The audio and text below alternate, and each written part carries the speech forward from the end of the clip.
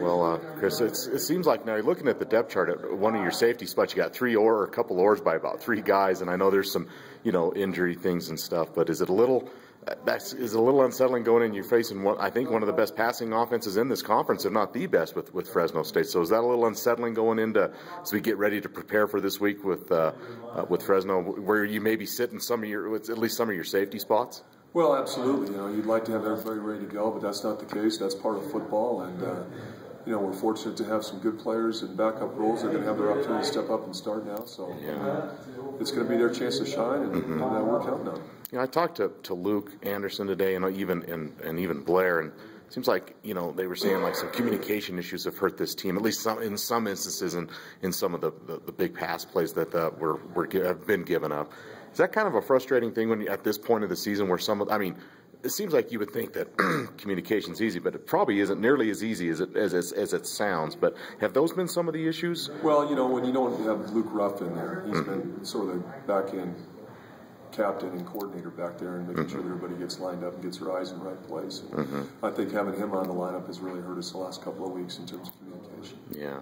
So what will be the keys against a team like Fresno that's, spread concepts a lot like this offense, that obviously has a quarterback that can wing it, receivers that have been very productive?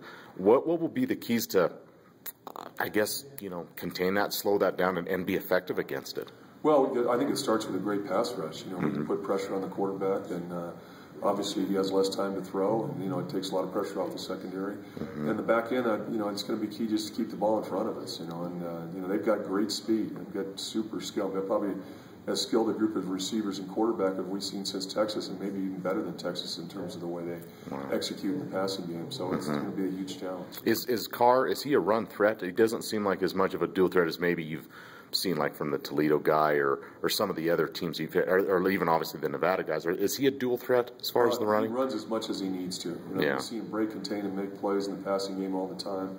They run the read zone series with him so he can keep the ball when he needs to off the read zone series. So he's definitely a very mobile quarterback. He just chooses not to run. Sure.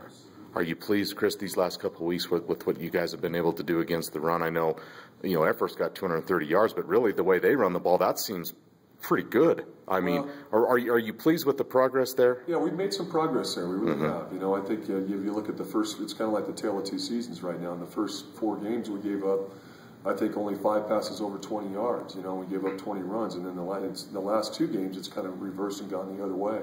So we just need to put it all together and get 11 guys on the same page and playing hard and keeping the ball in front of us.